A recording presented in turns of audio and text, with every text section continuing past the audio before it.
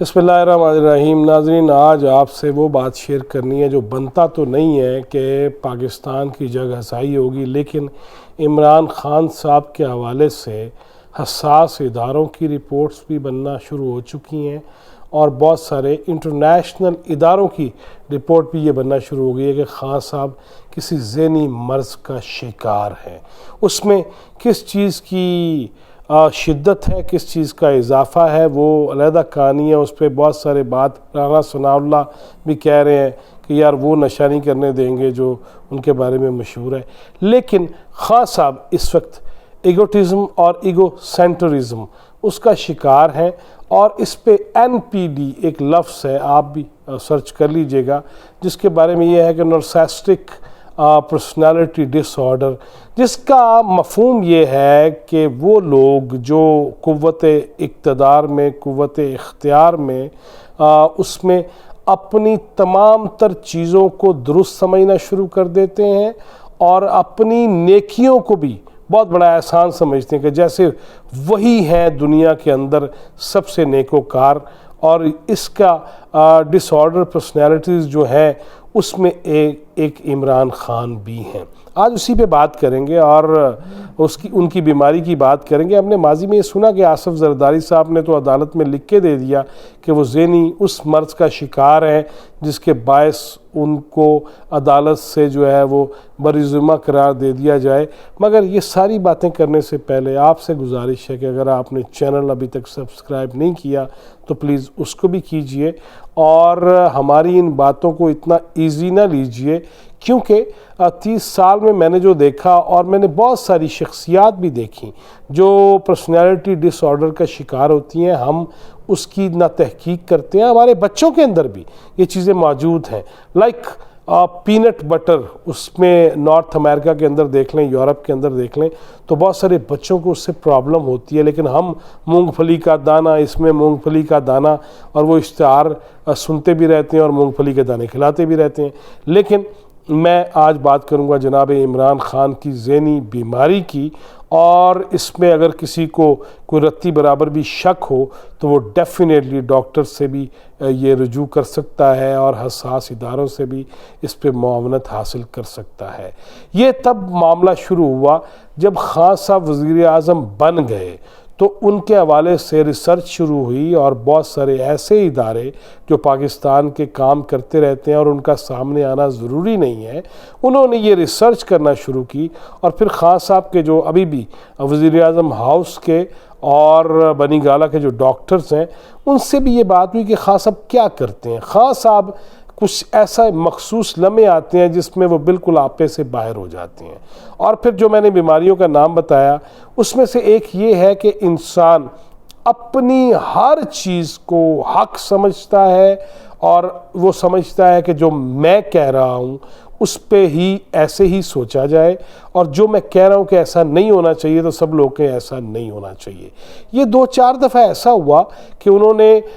Chief of army staff اور دیگر اعلیٰ حکام سے ملاقاتیں کیں، اور اس پہ انہوں نے گفتگو بھی سنی، لیکن جو ان کا خیال تھا، جو ان کا کہنا تھا کہ میں جس طرح کہہ رہا ہوں ایسا ہی ہے، تو اس کے بعد یہ سوال اٹھا کہ خان صاحب کی ذہنی حالت کا اندازہ بھی ہمیں کر لینا چاہیے۔ وہ ہمارے وزیر اعظم ہیں، حساس ترین نشست پہ، حساس ترین عہدے پہ، وہ چیف ایگزیکٹو ہیں۔ ان کی گفتگو آپ سنیں تو وہ ہمیشہ یہی کہتے ہیں میں غریب کا خیال رکھوں گا، لیکن ان کی مسلسل انگوٹھی کبھی چیچی کا چھلا یہ گھماتے رہنا، اور پھر کبھی تسبیح کرتے رہنا، یہ وہ بیماریاں ہیں جو پوری دنیا پہ وہ لاگو کرنا چاہتے ہیں کہ میں بہت نیک ایماندار ہوں۔ اس بیماری کے حوالے سے آپ لوگوں کو بھی کھلی اجازت ہے، وہ اس کو بالکل مطالعہ کریں، اس پہ ریسرچ کریں۔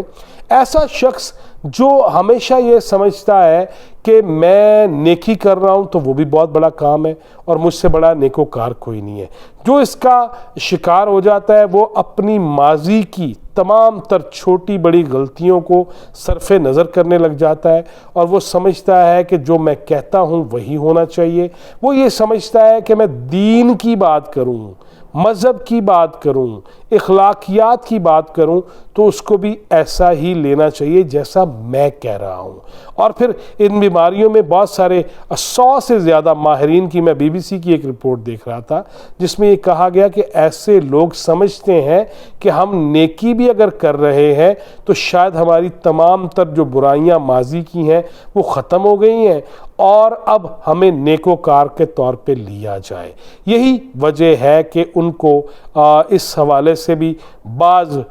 دینی رہنماؤں نے، اور خود ان کے گھر میں موجود ہیں جو ان کی ذہن سازی کر رہی ہیں، انہوں نے بھی شاید یہی سمجھایا ہوا ہے کہ آپ جو کہتے ہیں وہ حرف آخر ہے، پھر ان کے دماغ میں ریاست مدینہ ڈال دینا۔ پھر آج ہی انہوں نے ملاقات کی ہے جامعہ رحیمیہ کراچی کے محترم مولانا عبدالرحیم صاحب سے، اور گورنر سندھ ان کو لے کے آئے تھے، تو اس میں بھی انہوں نے ریاست مدینہ کی بات کی، اور یہ پتہ چلا ہے جامعہ رحیمیہ کے بعض ذمہ داران سے کہ خان صاحب نے اس میں بھی سنی کم ہے، اور یہ بتایا کہ میں جو کہہ رہا ہوں کہ ریاست مدینہ یوں ہونی چاہیے اور اس میں یہ ہونا چاہیے اور یوں ہونا چاہیے، اس میں مولانا عبدالرحیم صاحب بھی پریشان ہی واپس گئے ہیں، اگرچہ عمران اسماعیل صاحب کو روک لیا گیا ہے۔ لیکن خان صاحب اگر کسی بیماری کا شکار ہے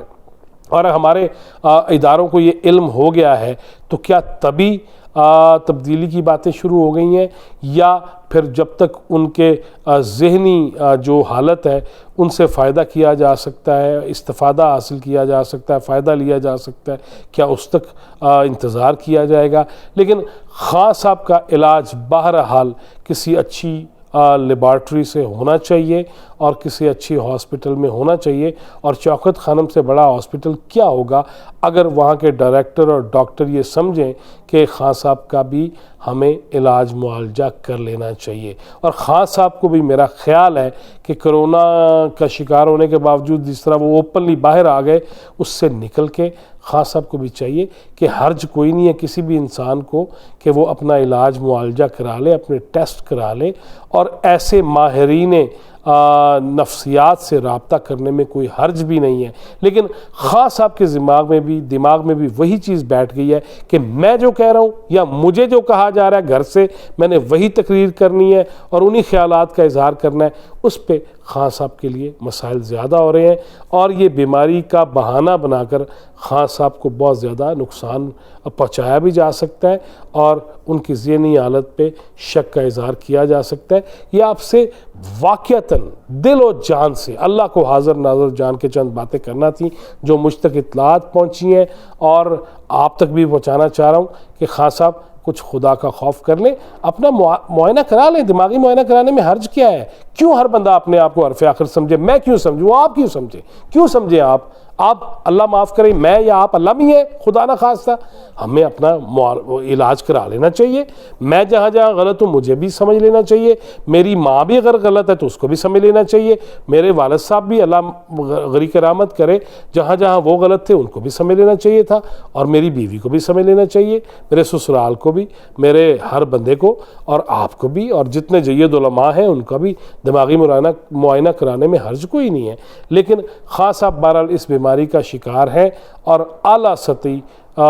جو کچھ اجلاس ہوئے ہیں اس پہ اظہار بھی کیا گیا ہے کہ وہ کسی ایسی بیماری کا شکار ہیں جس کا علاج بڑے طریقے سے کرانا پڑے گا۔ اس سے پہلے کہ دیر ہو جائے خان صاحب کو علاج